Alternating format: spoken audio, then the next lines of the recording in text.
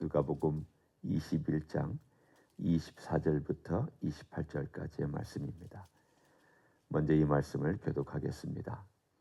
그들이 갈랄에 죽임을 당하며 모든 이방에 사로잡혀 가겠고 예루살렘은 이방인의 때가 차기까지 이방인들에게 밟히리라. 1월 성신에는 징조가 있겠고 땅에서는 민족들이 바다와 파도의 성난 소리로 인하여 혼란한 중에 곤고하리라. 사람들이 세상에 임할 일을 생각하고 무서워함으로 기절하리니 이는 하늘의 권능들이 흔들리겠습니다. 그때 사람들이 인자가 구름을 타고 능력과 큰 영광으로 오는 것을 보리라. 같이 읽습니다. 이런 일이 되기를 시작하거든 일어나 머리를 들라 너희 속령이 가까웠느니라 하시더라. 아멘. 한 군데를 저희가 함께 더 읽도록 하겠습니다. 누가복음 2장 28절부터 35절입니다. 누가복음 2장 28절부터 35절. 한참 앞으로 오셔야 되겠죠? 누가복음 2장 28절부터 35절 교독합니다. 시므온이 아기를 안고 하나님을 찬송하여 이르되 주제여 이제는 말씀하신 대로 종을 평안히 놓아 주시는도다. 내 눈이 주의 구원을 보았사오니 이는 만민 앞에 예비하신 것이요 이방을 비치는 빛이요 주의 백성 이스라엘의 영광이니이다 하니 그의 부모가 그에 대한 말들을 놀랍게 여기더라. 시몬이 그들에게 축복하고 그의 어머니 마리에게 말하 이르되 보라 이는 이스라엘 중 많은 사람을 패하거나 흥하게 하며 비방을 받는 표적이 되기 위하여 세움을 받았고 또 칼이 내 마음을 찌르듯 하리니 이는 여러 사람의 마음의 생각을 드러내려 함이니라 하더라. 아멘. 특별히 거기 38절 한 절을 제가 더 읽어드립니다. 2장 38절. 마침 이때에 나와서 하나님께 감사하고 예루살렘의 속량을 바라는 모든 사람에게 그에 대하여 말하니라. 아멘. 저는 오늘 이 두 군데를 읽었습니다.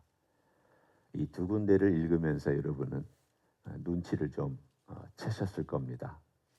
어떤 눈치냐면 이 두 대목, 누가복음의 맨 앞에 나오는 부분과 누가복음의 이 뒤에 나오는 부분과 같이 동시에 나오는 단어가 있습니다. 그것은 속량이란 단어입니다. 속량. 누가복음에는 4번 정도 이 속량이란 단어가 나옵니다. 어디에 나오냐면 첫째는 사가랴가 하나님을 찬양할 때 속량이란 단어가 나오고요. 두 번째는 이 안나가 또한 하나님께 영광을 돌릴 때 속량이란 단어가 나오고 또 세 번째는 우리가 아까 처음에 읽었던 21장 너희의 속량이 가까웠느니라 예수님의 말씀에 나오고 또 마지막 속량은 엠마오로 내려가는 제자들이 우리가 이스라엘의 속량을 바랐었노라 라고 하는 그 두 사람의 대화와 동행하셨던 예수님과의 대화 속에서 속량이란 단어가 나옵니다. 왜 누가는 그 가운데 대목에서는 다 빼고 앞부분의 1, 2장과 뒷부분에 이렇게 21장, 24장의 뒷부분, 끝부분에 가서 이 속량이란 단어를 2번씩 사용하고 가운데에서는 전혀 사용하지 않고 있습니다. 뭔가 의도한 것처럼 보이지 않습니까? 어떤 저자가 글을 쓸 때에 앞부분에 2번 썼다는 것은 굉장히 중요하다는 뜻이고요. 뒷부분에 2번 썼다는 것도 굉장히 중요하다는 건데 가운데에서는 예수님이 일반적으로 병 고치시고 가르치시고 또 말씀 가운데서 여러 제자들을 일부러 또한 훈련시키시는 이 과정 속에서는 이 단어를 사용하지 않았습니다. 이게 왜 그럴까? 그리고 오늘 본문에 우리가 읽은 것 중에 특별히 24절에 보면 이방인의 때가 차기까지 예루살렘은 이방인들에게 밟힐 것이다 라고 하는 이 메시지까지 포함해서 이게 어떻게 서로 조화를 이루는 것일까? 오늘 이 부분을 함께 이 아침에 나누기를 원합니다. 그것은 예수님의 죽으심과 깊이 연결되어 있기 때문입니다. 누가복음이 쓰여진 때는 대략 주후 65년입니다. 예수님이 승천하시고 나서 한 35년 정도가 흘렀던 때예요. 그런데 로마서가 쓰여진 때는 주후 한 56년경입니다. 그러니까 로마서는 누가복음보다 한 9년에서 10년 정도 빨리 쓰여진 책입니다. 여러분이 잘 아시다시피 누가는 누구하고 늘 동행하면서 사역을 했습니까? 바울의 주치의였습니다. 그것도 늘 따라다니는 주치의였고 복음의 동역자였고 같이 삶을 나누던 동행자였습니다. 처음 2차 전도여행 때 복음을 영접하고 그의 일행이 된 이후로부터 누가는 늘 평생 동안 사도 바울이 죽기까지 그 곁에서 지켜주었던 아주 신실한 의사였고 또는 저술가였고 또 기록하는 사람이었고 동시에 복음 전도자였고 사역자였습니다. 그러니까 이 누가는 사도 바울의 사상을 잘 압니다. 그런데 이 비슷한 구절, 이방인의 때와 비슷한 구절이 어디에 나오냐면 이 로마서에 나옵니다. 여러분 로마서를 피시지 않아도 괜찮아요. 제가 그냥 읽어 드릴 테니까 듣기만 하세요. 형제들아, 너희가 스스로 지혜 있다 하면서 이 신비를 너희가 모르기를 내가 원하지 아니하노니 이 신비는 이방인의 충만한 수가 들어오기까지 이스라엘의 덜어는 우둔하게 된 것이라. 비슷한 표현이 쓰여지고 있습니다. 이방인의 충만한 수가 들어온다 라는 이 표현과 그리고 오늘 11장, 21장, 24절에 이방인의 때가 차기까지라는 이 표현은 마치 서로 연결되어 있는 듯이 보입니다. 이방인이라는 단어를 썼고 한 사람은 이방인의 숫자라는 단어를 썼고 또 다른 사람은 이방인의 때라는 이 때라는 단어를 썼습니다. 그러나 뭔가 묘하게 서로 일치되는 그러한 뜻이 있습니다. 네, 이야기를 종합하면 이렇게 됩니다. 시몬과 안나가 예수님이 탄생했을 때 성전에 온 예수님을 안고 예수님을 향한 예언을 합니다. 이 예수님은 앞으로 많은 사람들의 폐함과 흥함과 비방의 표적이 될 것이다. 그 말 그대로 예수 그리스도는 비방의 표적이 되었습니다. 예수님은 비방받았고 예수님은 죽음에 넘겨졌습니다. 십자가는 지금도 유대인들에게는 비방거리입니다. 조롱거리입니다. 지금도 저주거리입니다. 따라서 그 앞에 제일 먼저 뭐가 나오냐면 이 시몬이 얘기할 때 많은 사람의 폐함과 흥함이라고 폐함 혹은 흥함이라고 나와 있습니다. 뭐가 먼저 나오고 있습니까? 흥함이 먼저 나옵니까? 폐함이 먼저 나옵니까? 여러분 읽으셨으니까 한번 말씀해 보시죠. 거기에 보면은 이렇게 말씀하고 있어요. 이스라엘 중 많은 사람을 패하거나 흥하게 하며. 오늘 먼저 나온 것은 패하게 한다고 하는 것이 먼저 나오고 있습니다. 이 말은 무슨 뜻이냐면 이스라엘의 패함이 먼저 등장한다는 것을 말합니다. 예수님은 비방거리가 되었습니다. 그리고 이스라엘이 원했던 이스라엘의 속량, 나중에 엠마오로 간 제자들이나 또는 사가랴가 얘기했던 이스라엘의 속량을 바란다, 이스라엘의 속량을 바란다 라고 하는 이 속량이라는 단어는 이스라엘 사람들이 자기들을 위하여 썼던 단어입니다. 이 속량을 바랐고 속량해 주기를 원해서 이분이 오시면 이렇게 속량해 주겠거니 속량해 주겠거니. 그런데 시몬은 얘기하기를 이스라엘의 많은 숫자가 패하거나 그리고 혹은 흥하거나. 뭘 먼저 강조하고 있는가 하면 패함을 강조하고 있고 비방을 또한 강조하고 있습니다. 그러면 이 속량을 위해서 오셨던 예수 그리스도를 이스라엘이 받아들이고 있다는 뜻입니까? 받아들이지 않고 있다는 뜻입니까? 않고 있다는 것을 암시하고 있습니다.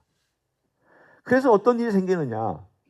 이 놀라운 복음이, 이 놀라운 성령의 복음이 누구에게로 흘러가는가 하면 이방인에게로 흘러갑니다.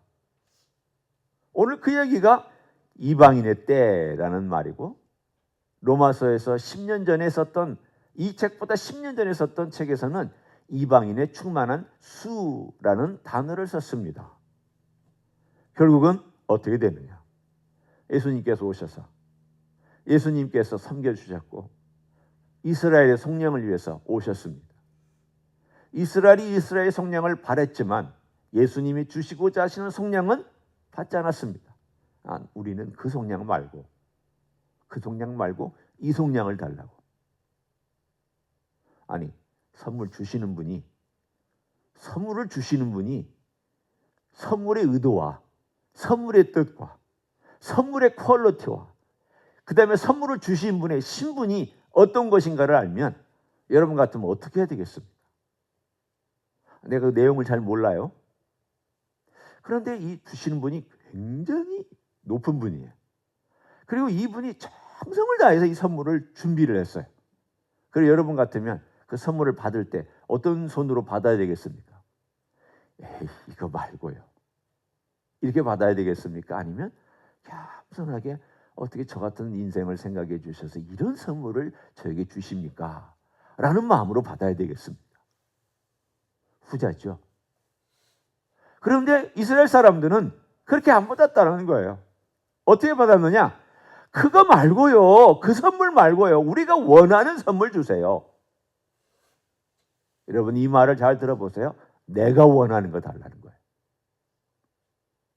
내가 원하는 거. 이게 이스라엘 사람들이었습니다. 내가 너희를 속량하러 왔다 그랬더니 그 속량 말고 우리가 원하는 건 정치적이고 로마의 군대를 없애버리고 그 다음에 이 땅에서 우리가 떵떵거리고 살 수 있는 그런 시민이 되고 자유하는 그러한 민족이 되게끔. 옛날에 모세가 그렇게 해줬잖아요. 모세가 그 애굽의 왕들을 완전히 코를 납작하게 하고 홍해를 가르고 그리고 멋지게 해서 그 백성들을 이끌어줬잖아요. 그런 놀라운 기적들과 놀라운 해방을 우리들에게도 허락해 주십시오. 그런 성령을 주십시오. 그들이 원했던 것은 그런 성령을 원했습니다. 하나님은 그런 성령이 중요한 게 아니었습니다. 그 성령보다 더 중요하고 더 핵심적인 성령을 주시려고 오셨는데 그거에 대한 전혀 관심이 없었습니다. 여러분 생각해 보십시오. 여러분이 아마 농담처럼 부자 한번 돼봤으면 좋겠다. 그런 분도 계시죠. 아마 이 가운데 한 분만 머리 고개를 끄덕끄덕 했어요. 한 분만. 네, 부자 되는 것보다 중요한 게 뭐예요? 내 영혼이 하나님의 자녀가 되는 게 부자 되는 것보다 억배만배 중요하잖아요. 그런데 이 사람들의 이야기는 그런 얘기예요. 우리 부자 되게 해달라는 거예요. 내 영혼은 관심 없어요. 내 죄 문제 관심 없어요. 부자 되면 돼요. 그냥 부자 되면 돼. 그러면 정말 하나님의 입장에서 그 영혼을 봤을 때 참 답답하다. 너 참 답답하다. 오늘 밤 내가 너를 데려가면 너는 그 부가 다 누리게 되겠느냐. 예수님이 누가복음 12장에서 하신 말씀 아니에요?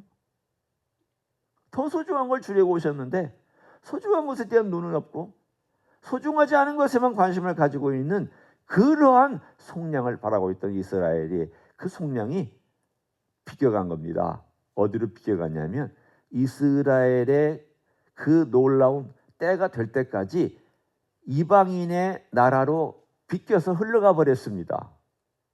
그게 바로 예루살렘의 이방인의 손에 짓밟히는 시간들입니다.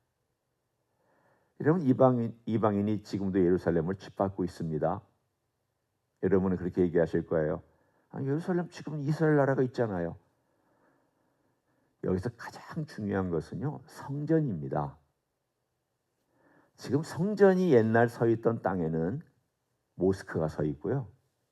성전이 있는 땅은요, 아르메니아 구역이라는 곳에 있습니다. 이방인 구역입니다. 이스라엘이 네 조각으로 예루살렘이 네 조각으로 나눠져 있습니다. 그 네 조각으로 나눠져 있는 가운데 예루살렘의 구도시 네 쪽으로 나눠진 가운데 성전이 있는 구역은 아르메니아 지역입니다. 이방인 땅입니다. 이방인의 모스크가 지금도 서 있습니다. 지금도 이방인의 때가 아직 차지 않았습니다. 이방인이 돌아오고 있습니다. 여전히. 그럼 이 속량이 뭐냐? 이게 핵심입니다. 속량을 그렇게 바랐고 주님께서 너희들의 속량이 올 것이다 라고 말씀하셨고, 그렇게 사가랴가 속량을 기다렸고 시므온도 기다리고 안나도 기다리고 엠마오로 가는 제자들도 그렇게 속량할 것을 기다렸던 그 속량이라는 게 뭐냐? 속량의 단어는요, 모든 문화에 다 있습니다. 우리나라에도요, 옛날 문헌에 보면 속량이란 단어를 썼습니다. 그게 뭐냐면 노비가 면천 받는 것을 속량이라고 했습니다. 그러면 속량하려면 어떻게 돼야 되느냐? 값을 지불해야 됩니다. 노비가 양인이 되려면 값을 지불하면 되는데 이 노비 자체가 못하니까 주인이 대신 값을 지불해주면 이 노비는 양인이 됐고, 그 양인이 되는 값을 지불해주는 그 모든 과정을 속량이라고 했습니다.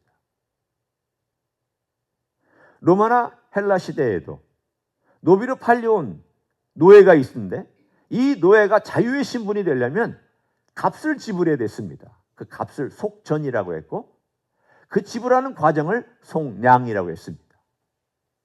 그리고 구약 시대에도 그 속량이라는 단어가 있습니다. 속량이라는 게 뭐냐면 제일 여러분이 잘 알 수 있는 것이 바로 룻기에 나오는 속량입니다. 보아스가 땅도 잃어버리고 또 가난 가운데 허덕이는 나오미와 룻을 대신 값을 지불하고 땅과 모든 권리를 다 회복시켜 줍니다. 그때 쓰는 단어가 뭐냐면 속량이라는 단어입니다.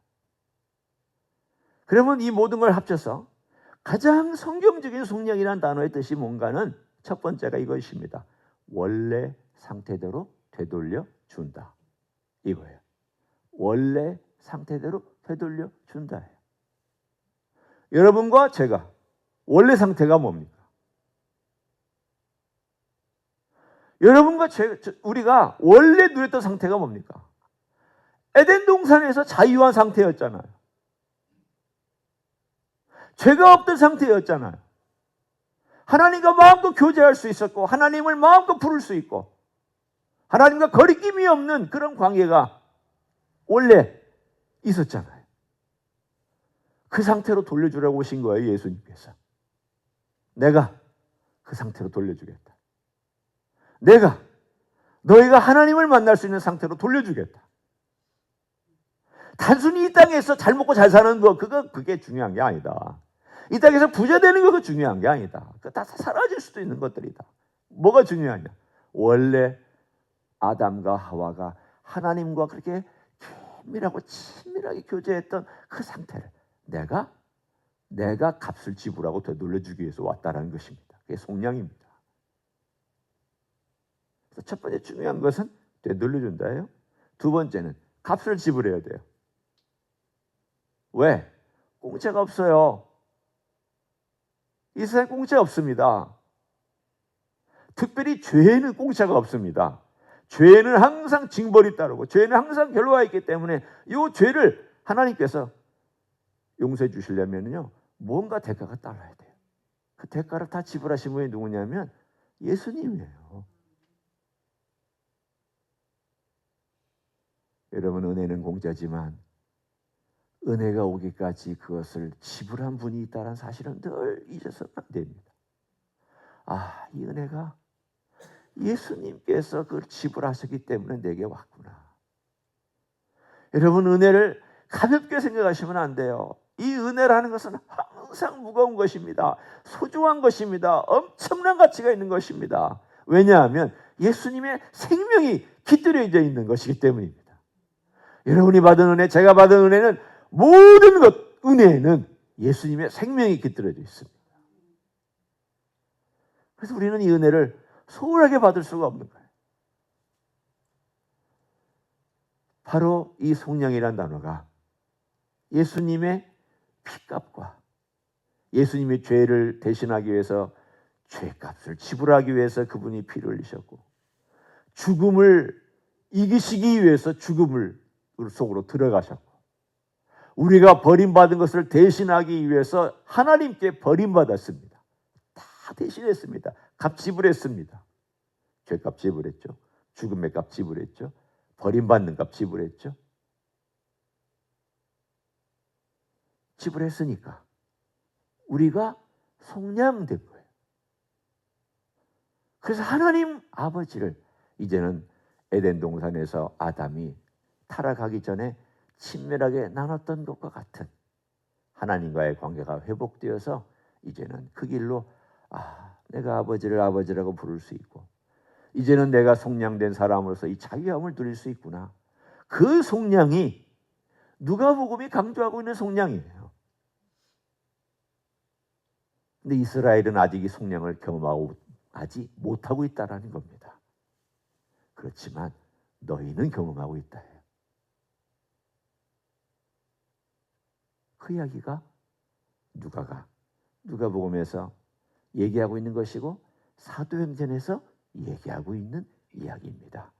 그 속량이 어떻게 열방으로 퍼져나가나, 그 속량 때문에 어떻게 이방인들이 돌아오나, 그 속량 때문에 나 같은 누가 이방인이, 누가는 헬라 사람입니다.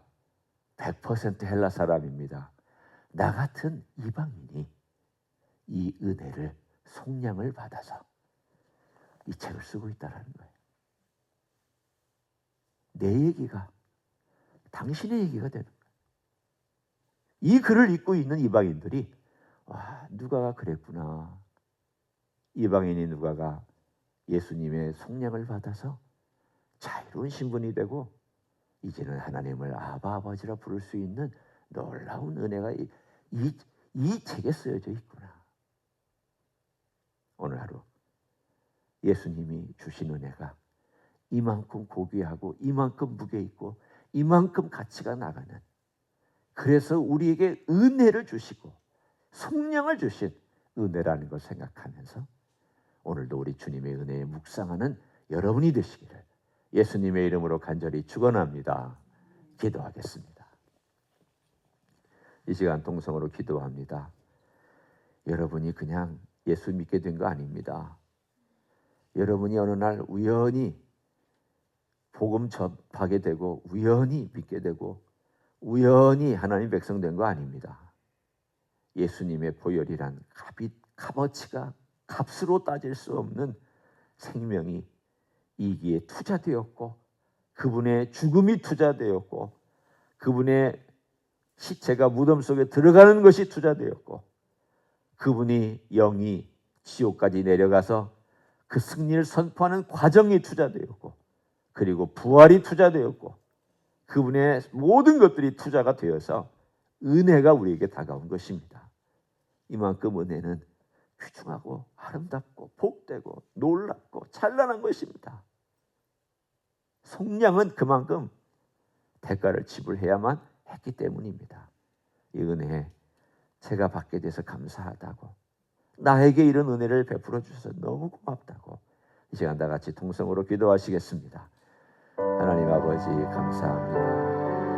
주님께서 이 땅에 오셔서 우리를 속량해 주시기 위해서 주님의 피를 흘려주셨습니다. 주님 놀라운 희생을 해주셨습니다. 참으로 이 속량은 참으로 우리를 원래 상태로 하나님을 아버지라 부를 수 있는 상태로 들려주시는 그러한 놀라운 속량인 것을 믿고 감사를 드립니다. 주님 우리를 원래 상태로 되돌려 주실 뿐 아니라 이러한 모든 것들을 누릴 수 있도록 복 주시니 감사합니다. 하나님의 은혜 가운데 넣어 주시니 감사합니다. 은혜가 크고 아름답고 귀하고 복되어서 감히 우리가 어찌할 바를 모르고 주님이 은혜가 우리를 덮고 이 은혜 때문에 우리가 살고 이 은혜로 인하여서 우리가 걸어가고 이 은혜로 말미암아 우리 하나님 아버지 앞에 오늘도 기도할 수 있게 해주신 것을 감사합니다. 주님 이 땅에 오셔서 고난받으신 우리 주님, 우리를 위하여 비방의 표적이 되셨습니다. 우리를 위하여 십자가를 지셨습니다. 우리를 위하여 피 흘리셨습니다. 우리를 위하여서 죽음을 당하셨습니다. 우리를 위하여서 부활하셨습니다. 우리를 위하여서 이 모든 일을 행하셨습니다. 주님, 이 은혜가 결코 가벼운 것이 아니고 이 은혜가 결코 헛되이 받을 것이 아니라 너무나도 귀한 선물이고 너무나도 귀한 구원이고 너무나도 복된 하나님의 속량이며 이것을 감히 말로도 표현할 수 없는, 주님 이 땅에 있는 무엇과도 바꿀 수 없는, 이 땅에 어떤 것과도 감히 교환할 수 없는 그러한 놀라운 것임을 믿고 감사합니다. 주님의 구원의 놀라운 주님의 은혜 앞에 오늘도 믿음으로 걸어가며 오늘도 찬양하며 경배하기를 원합니다. 그 은혜 앞에 오늘도 서기를 원합니다. 그 은혜로 찬양하며 오늘도 주님 앞에 겸비하여 나아가기를 원합니다. 주님 이 자리에 함께하여 주시옵소서. 우리의 심령 속에 주님이 가득 채워지게 하여 주시고 놀라운 일들로 함께하여 주시기를 원하옵고 기도를 드립니다. 주님 고맙습니다. 우리에게 은혜를 주시는데 이 은혜가 우리 주님의 생명의 값으로, 주님의 죽음의 값으로, 주님께서 비방의 표적이 되시는 값으로, 주님께서 이 땅에서 순환당하시고 고난당하신 그 값으로 우리에게 은혜가 온 것을 믿고 감사를 드립니다. 이 은혜를 우리가 그러니 함부로 받을 수 있겠습니까? 허투루 여길 수 있겠습니까? 가볍게 여길 수 있겠습니까? 나 같은 죄인에게 주신 은혜가 크고 나 같은 인생을 살리신 은혜가 너무 막중하여서 주님이 은혜 앞에 오늘도 다시 한번 감사함으로 감격으로 나아갈 수 있기를 원합니다. 나를 위해 흘려주신 보혈 감사합니다. 나를 위하여 비방의 표적이 되어주신 것 감사합니다. 내가 받을 수치와 모멸과 고난과 내가 가야 될 지옥과 내가 받아야 될 모든 형벌을 대신해 주신 것을 감사합니다. 대가를 지불해 주셔서 감사합니다. 나를 속량해 주셔서 감사합니다. 그 속량 받고 나서 이제 아버지를 아빠라고, 하나님 아버지라고 부를 수 있게 놀라운 특권까지 주셔서 감사합니다.